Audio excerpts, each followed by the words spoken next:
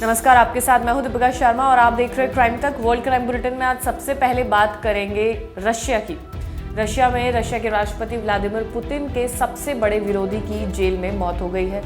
उन्हें उनके बैरक में मृत पाया गया है, जिसके बाद अब विरोधी की पत्नी ने तमाम तरह के आरोप पुतिन पर लगाए हैं। उन्होंने खुली चेतावनी भी दी है। दरअसल ये विरोधी है, उनका नाम है एलेक्सी नवलनी, जो कि चरमपंथ और धोखाधड़ी के आरोप में उम्र कैद की सजा काट रहे हैं। उनकी मौत के बाद उनकी पत्नी ने सोशल मीडिया पर एक तस्वीर साझा की है और पुतिन को खुली चेतावनी दी है।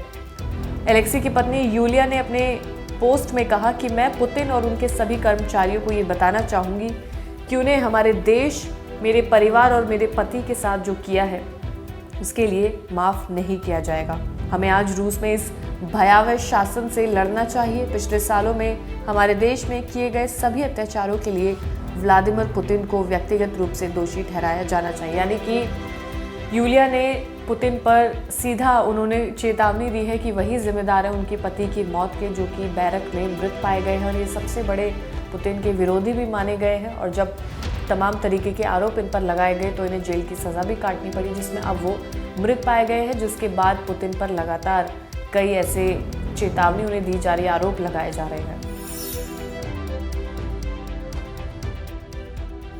और अगली बड़ी खबर, इजराइल और हमास की जंग लगातार जारी है। अभी तक भी ये जंग नहीं रुकी है। लोगों का इसमें नुकसान हो रहा है। आखिर ये जंग कब रुकेगी, वहाँ के लोगों का ये सवाल दिन पर दिन अब सामने आता जा रहा है, लेकिन अभी तक इसकी कोई खबर नहीं है कि जंग आखिर कब रुकेगी। अब इसी बीच इजराइल और हमास की जंग के बीच भारत के विदेश मंत्री एस जयशंकर ने एक बयान जारी किया है। उन्होंने कहा कि इजराइल को मानवीय कानूनों का उल्लंघन नहीं करना चाहिए। ये उनका अंतर्राष्ट्रीय दायित्व है कि वो मानवीय कानून का उल्लंघन ना करें। यानी कि जो लोग मारे जा रहे हैं वो अब कम से कम होना चाहिए, इस जंग को रोकना चाहिए। उन्होंने कहा कि इजराइल को लेकर मानवीय कानूनों का पालन करना इजराइल का अंतर्राष्ट्रीय दायित्व है और उन्हें लोगों के मारे जाने को लेकर सचेत रहना चाहिए था। ऐसा पहली बार है जब इजराइल को लेकर विदेश मंत्री ने ऐसी टिप्पणी दी है कि इजराइल को मानवीय कानूनों का उल्लंघन नहीं करना चाहिए और अब इस जंग को जल्द से जल्द रोका जाए, क्योंकि इसमें तमाम लोगों की जान जा रही है, तमाम लोगों के घर बर्बाद हो रहे हैं। और अब अगली खबर, पापुआ न्यू गिनी में आदिवासी हिंसा के बीच में करीब 53 लोगों की मौत हुई। आंकड़ा काफी ज्यादा बड़ा है। गोली मारकर इन तमाम लोगों की हत्या की गई है।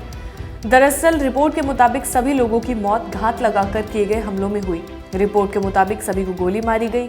इस मामले पर पुलिस की ओर से अभी तक किसी भी तरह का कोई बयान नहीं आया है। एक रिपोर्ट में कहा गया कि हिंसा रविवार को यानी कल हुई और ये दो जनजातियों के बीच से लड़ाई से जुड़ी हुई थी। पापुआ न्यू गिनी में सुरक्षा एक बड़ा मुद्दा हमेशा से है। पिछले महीने देश में हुए दंगों में कम से कम 16 लोगों की मौत हुई थी और अब फिर लगातार फिर से इसमें 53 लोगों ने अपनी जान गंवाई है, जहाँ पे ये आदिवासियों के बीच में जो हिंसा हुई है उसके चलते गोलीबारी हुई, जिसमें 53 लोग मारे गए। और अब अगली खबर, अमेरिका ने हूती विद्रोहियों पर कार्रवाई की है। लाल सागर मौजूद ये हूती विद्रोही लगातार कई जहाज़ों को निशाना बना रहे थे। आवाजाही में काफ़ी ज़्यादा दिक्कतें आ रही थी, जिसके बाद अमेरिका ने ये कार्रवाई की है। लाल सागर में बढ़ते तनाव के बीच अमेरिका ने यमन में हूती नियंत्रित क्षेत्रों पर 5 हमले किए। यूएस सेंट्रल कमांड ने कहा कि अमेरिका ने 3 mobile anti ship cruise missile, drone और एक मानव रहित पानी के नीचे चलने वाला जहाज यानी कि यूयूवी पर हमला किया। अमेरिका ने कहा कि हूती विद्रोहियों पर हमला उस समय किया गया जब हूती के जहाज़ों ने अमेरिकी नौसेना के जहाज़ों के लिए खतरा दिखाया। अमेरिका ने कहा कि नौसेना की कार्रवाई नेविगेशन की स्वतंत्रता की रक्षा करेगी। वहीं ईरान समर्थित हूती समूह की ओर से अमेरिकी कार्रवाई पर अभी तक कोई टिप्पणी सामने नहीं, यानी कि अमेरिका ने बचाव के लिए ये हूती विद्रोही जो लाल सागर में कई समय से परेशानी बना रहे थे, उन पर ये कार्रवाई अब अमेरिका ने की है। और अब बात पाकिस्तान की कर लेते हैं। देखिए, जब से पाकिस्तान में चुनाव हुए हैं तभी से ये रिपोर्ट सामने आ रही है कि इस चुनाव में धांधलेबाजी हुई, यानी कि फ्रॉड हुआ है। लगातार कई ऐसी रिपोर्ट सामने आ रही है। अब पाकिस्तान में फिर से 1971 वाला माहौल बनता हुआ नजर आ रहा है। लोग धरना प्रदर्शन कर रहे हैं। इमरान खान के समर्थकों ने चुनाव आयोग के खिलाफ मोर्चा खोल दिया है और धांधली का आरोप लगाया है। पाकिस्तानी मीडिया भी कहने लगी है कि अब मार्शल लॉ दूर नहीं है।